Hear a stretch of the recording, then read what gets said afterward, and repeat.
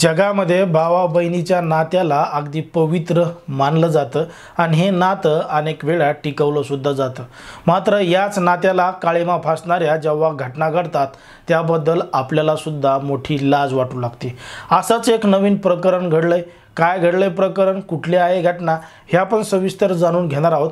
मात्र जर तुम्ही अजूनही आमच्या चॅनलला सबस्क्राइब केले नसेल तर लगेच सबस्क्राइब करून घ्या आणि बाजूला असणाऱ्या बेल नोटिफिकेशनला सुद्धा ऑन करायला विसरू नका। आता ही जी घटना आहे ती आहे उत्तर प्रदेशमधील जिल्हा गोरखपूरची आणि गोरखपूर जिल्ह्याअंतर्गत येणाऱ्या सहजनवा पोलीस स्टेशन अंतर्गत येणारी ही घटना आहे आणि 14 डिसेंबर 2022 ची ही घटना आहे।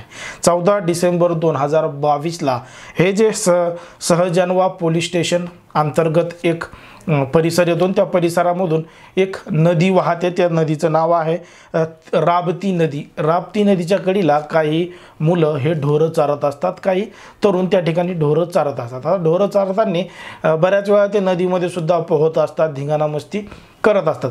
मग हे त्या ठिकाणी नदीमध्ये पोहत असताना त्यांना समोरून एक बॅग आलेली दिसते। बॅग आलेली दिसते तर ते 4-5 जणांमध्ये अशी शर्यत लागते की ती बॅग कोण पकडतं, ती बॅग कोण पकडतं आणि जो कोणी ती बॅग पकडेल ते बॅग त्याचं असेल, ते सामान त्याचं असेल, अशी यांची शर्यत लागते। आणि हे पोहत त्या बॅगच्या दिशेने जातात आणि पाण्यामधून त्या नदीमधून ती बॅग ओढत कडेला आणतात। आता ती बॅग कडेला आणताना ती एवढी पाण्यामध्ये जोपर्यंत आहे तोपर्यंत ती हलकी लागते, मात्र पाण्याच्या बाहेर आणताना त्या 4-5 जणांना एकत्रित मदत करून ते ओढत बाहेर आणावी लागते। बाहेर आणल्यानंतर ती बॅग उघडून पाहतात तर सगळ्यांना आश्चर्याचा धक्काच बसतो आणि ते जोराने ओरडू लागतात, कारण की त्या बॅगमध्ये असतो एक मृतदेह, एका तरुणाची त्यामध्ये डेड बॉडी असते, लाश असते। मग हे 4-5 जण तिथं आजूबाजूला जोरात ओरडू लागतात। मग हे पोरं काऊन आरडायलेत म्हणून आजूबाजूचे लोक त्या ठिकाणी मोठ्या प्रमाणात जमा होतात। बघता तिथं मोठी गर्दी होते। मग ह्याच गर्दीमधून एक जण त्या स्थानिक पोलीस स्टेशनला म्हणजे सहजनवा पोलीस स्टेशनला फोन करतो आणि सांगतो अशा पद्धतीनं एक मृतदेह इथं आढळून आला आहे। मग पोलीस त्या ठिकाणी येतात, पाहतात डेड बॉडी कोणाची आहे, काय आहे। आजूबाजूला बरेच लोक जमलेले असतात। काही वेळ तिथं अजून ती डेड बॉडी ठेवतात, कारण की कोणी त्या डेड बॉडीला ओळखतं का। मात्र त्या परिसरामधील लोक कोणीही त्या डेड बॉडीला ओळखत नाहीत। मग पोलीस तिथून त्या सगळ्या प्रकरणाचा तपास चालू करतात। ही जी घटना घडली आहे ती आहे 14 डिसेंबर 2022 ची। या दिवसापासून पोलीस या घटनेचा तपास चालू करतात। तपास चालू केल्यानंतर त्यांना ही डेड बॉडी एका दुसऱ्या गावामधील तरुणाची असलेली समजते आणि त्या तरुणाचं नाव असतं मुन्ना कुमार। मुन्ना कुमार हे बाजूच्याच गावचा म्हणजे छाबनी टोला गावचा असतो। आता पोलीस त्या ठिकाणी जातात आणि या डेड बॉडीबद्दल त्यांना विचारू लागतात, ते फोटो दाखवतात तर सगळे सांगतात की हा मुन्ना कुमार आमच्याच गावातला आहे आणि तो इथंच राहतो, मात्र तो 12 तारखेपासून गावामध्ये नाही आहे, 12 तारखेपासून तो गायब आहे। मग पोलीस सगळं याचा मोबाईल नंबर वगैरे सगळं काढतात, कॉन्टॅक्ट डिटेल्स काढतात, त्याचा CDR काढतात आणि तिथून माहिती मिळवतात की हे कोणाकोणाच्या संपर्कात होता, कोणासोबत जास्त बोलत होतात, त्याचं शेवटचं लोकेशन कोणचं आहे, हे सगळं तपासून पोलीस त्या छाबनी टोला गावापासून दुसऱ्या अंतरावर एक गाव असतं त्या ठिकाणी पोहोचतात आणि तिथं जातात ते एका महिलेच्या घरी। त्या महिलेचं नाव असतं गीता आणि तिचा नवरा त्याचं नाव असतं राहुल शर्मा। आता गीताचं आणि राहुल शर्माचं लग्न झालेलं असतं आणि यांच्या घरी तो मुन्ना कुमार यायचा। आता मुन्ना कुमार तुमच्या घरी का यायचा असं पोलिसांनी त्यांना विचारलं, कारण की पोलिसांकडे अगोदरच या सगळं प्रकरणाची डिटेल्स आली होती, कॉल तपासणी आली होती, CDR वगैरे सगळ्या गोष्टी आल्या होत्या। म्हणून सरळ पोलिसांनी त्यांना विचारण्यास सुरुवात केली होती की मुन्ना तुमच्या इथं काय होता। मग त्यांनी सांगितलं की मुन्ना ही जी गीता आहे तिचा तो भाऊ आहे, म्हणजे मानलेला भाऊ आहे आणि हे आमच्या परिवारामध्ये सगळ्यालाच माहीत आहे, सासरकडच्यांना माहीत आहे आणि तिच्या माहेरकडच्यांना सुद्धा माहीत आहे। मग ते पोलिसांना सांगतात की तुम्ही इथं विचारा नाही तर तिथं विचारा। पोलीस ते सगळं दोन्हीकडे विचारून पाहतात तर सगळे गावात सांगतात की नाही, ते दोघं एकमेकांना भाऊ बहीण मानतात आणि अनेक वर्षांपासून एक सोबत राहत होते, भेटत होते, बोलत होते आणि आता तो या गीताला सुद्धा भेटायला नेहमी तिच्या घरी यायचा। मग पोलिसांना वाटतं की अशा पद्धतीनं कसं काय घडू शकतं, काय घडू शकतं, त्याचं शेवटचं लोकेशन तर इथंच आहे। मग पोलीस जरा सक्तीनं चौकशी करायचं ठरवतात।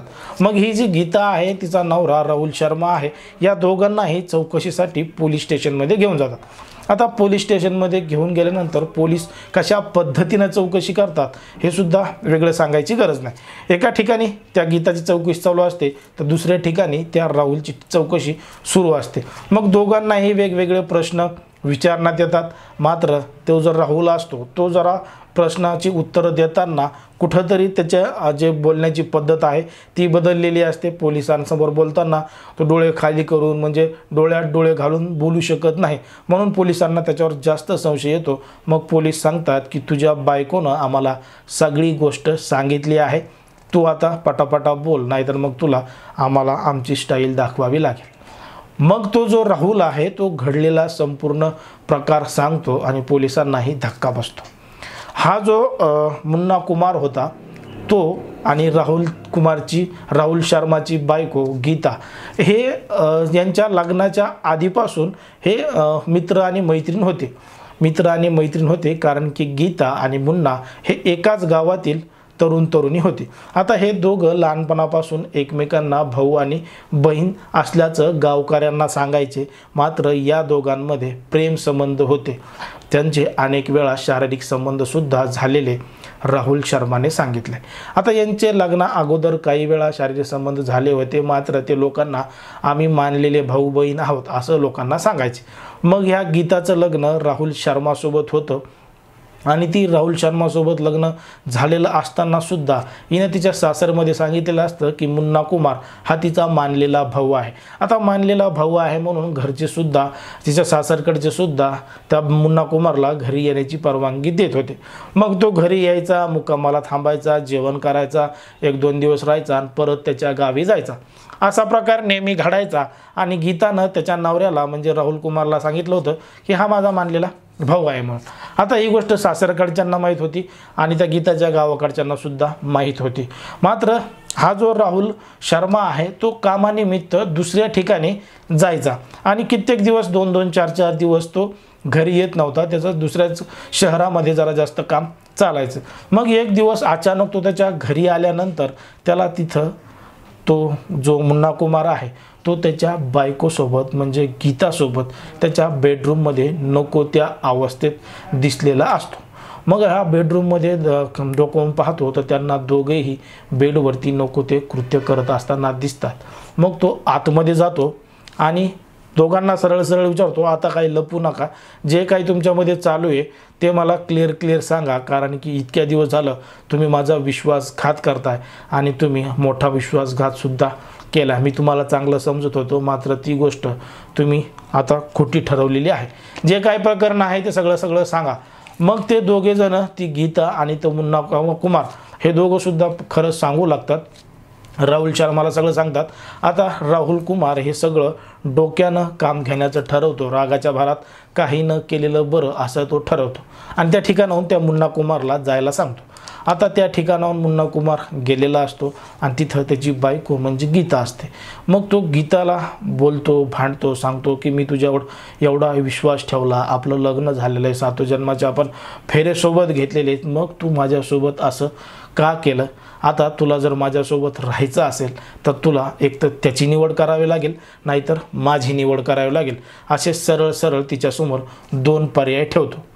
मग ती गीता म्हणते की नाही, मला आता मुन्ना कुमारसोबत काहीही संबंध ठेवायचे नाही, मला तो नाही पाहिजे, मला तुम्हीच पाहिजेत। ते म्हणतात मग मी तुझं खरं कसं समजू? तू एवढं सांगायलीस मला, मग मी तुझं खरं कसं समजू? तर ती म्हणते मग आपण एक काम करू, आपण त्याला आपल्या दोघांच्या मध्ये असणारा काटा काढल्याप्रमाणे त्याला संपून टाकू, मग तर तुम्हाला खरं वाटेल का? इकडे या राहुल शर्माला सुद्धा त्याचा खूप मोठ्या प्रमाणात राग आलेला असतो आणि त्याच्या मनामध्ये सुद्धा ती चीड आलेली असते। मग काही दिवसानंतर म्हणजे 12 डिसेंबरला हा राहुल शर्मा त्याच्या बायकोला म्हणजे गीताला त्या मुन्ना कुमारला फोन करायला सांगतो आणि आपल्या घरी बोलवतो। आता त्या मुन्ना कुमारला सुद्धा माहीत असतं की आपलं जे लफडं आहे, आपलं जे प्रेम प्रकरण आहे ते गीताला तर मग ऑलरेडी माहीतच होतं, पण तिच्या नवऱ्यालासुद्धा माहीत झालेलं आहे आणि त्याचीही काही हरकत नाही आहे. तो सुद्धा आपल्याला त्या दिवशी काही म्हणाला नाही, म्हणून हे असं ह्याच स्वभावात तो तिच्या घरी जातो. आता सोबत तिच्या घरी गेल्यानंतर राहुल शर्मा त्या मुन्ना कुमारला दारू पाजतो. दोघं एक एक एक एक पॅक पितात. मात्र हा त्याला जरा जास्तच दारू पाजतो. पाजता एवढी दारू पाजतो की त्याला उठता येत नाही आणि बोलता येत नाही. दारूच्या नशेमध्ये तो गुंग असताना त्याच्या डोक्यामध्ये एक वजनदार वस्तू घालतो. आता तो आधी जेवढा दारू प्यायला होता त्याला उठता येत नव्हतं, बोलता येत नव्हतं. त्याच्या डोक्यामध्ये जोरदार वस्तू मारल्यामुळं तो जागीच ठार होतो. त्याचं तिथंच खेळ खल्लास होतो. आता खेळ खल्लास झालेला असतानाच हे दोघं त्याला तिथंच पडू देतात. ती रात्र सोबत घालवतात राहुल शर्मा आणि गीता. हे दोघंही ती रात्र सोबत घालवतात आणि दुसऱ्या दिवशी मृतदेहाची वाट कुठं लावायची याच्यासाठी प्रयत्न चालू करतात. मात्र ते मृतदेह फेकायचा, ती डेड बॉडी फेकायची, तर मग ते दिवसा जमणारं काम नाही, त्यामुळं हे काम रात्रीलाच करावं लागेल असं ते ठरवतात. मग 13 तारखेची रात्र येते, सायंकाळ होते आणि सायंकाळी मोटरसायकलला बांधून एका बॅगमध्ये त्याचा तो मृतदेह, त्याची डेड बॉडी टाकतात आणि ती बॅग तो राहुल मोटरसायकलवर पाठीमागं बांधून यांच्या गावापासून काही अंतरावर लांब घेऊन जातो आणि त्या राप्ती नदीमध्ये टाकतो. आणि ते राप्ती नदीमध्ये टाकण्याचं कारण हे असतं की त्याला वाटतं की ही डेड बॉडी जर आपण नदीमध्ये टाकली तर ही वाहून एवढ्या लांब वाहून जाईल की त्याचा तपाससुद्धा लागणार नाही की ही डेड बॉडी नेमकी आली तरी कुठून. मात्र गुन्हा करणाऱ्याला माहीत नसतं की गुन्हा किती जरी लपून ठेवला तरीसुद्धा तो एक ना एक दिवस उघड होतच असतो. मग तो डेड बॉडी त्या नदीमध्ये फेकल्यानंतर दुसऱ्या दिवशी म्हणजे 14 डिसेंबर 2022ला सकाळी 11-12च्या दरम्यान ते जे ढोरं चारणारे मुलं असतात त्या मुलांना ती बॅग दिसते आणि ती बॅग ओढून इथं आणतात, पोलिसांना माहिती देतात आणि हा सगळा घडलेला प्रकार गीता आणि तो राहुल पोलिसांसमोर देतात. आता पोलिसांनी त्यांच्यावर कायदेशीर कारवाई केली आहे. त्यांच्यावर जे गुन्हे दाखल करायचे होते, ज्या कलम लावायच्या होत्या, कठोरातली कठोर शिक्षा त्यांना द्यायची होती, ते सगळे कलम त्यांच्यावर लावलेले आहेत आणि त्यांना लवकरात लवकर शिक्षा होईल आणि जास्तीत जास्त शिक्षा होईल म्हणून हा खटला फास्ट ट्रॅक खटला सुद्धा चालवला जावा अशी सुद्धा मागणी केली गेली आहे.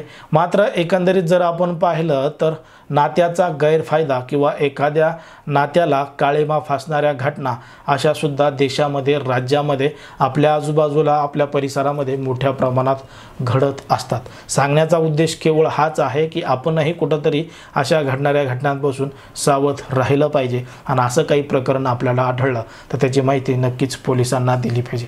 एकंदरीत या संपूर्ण प्रकरणावर, अशा घडणाऱ्या घटनांवर तुम्हाला काय वाटतं हे अगदी स्पष्टपणे आम्हाला कमेंटमध्ये सांगा आणि अशाच पद्धतीचे नवनवीन व्हिडिओ पाहण्यासाठी आमच्या चॅनलला लगेच सबस्क्राईब करून घ्या. धन्यवाद.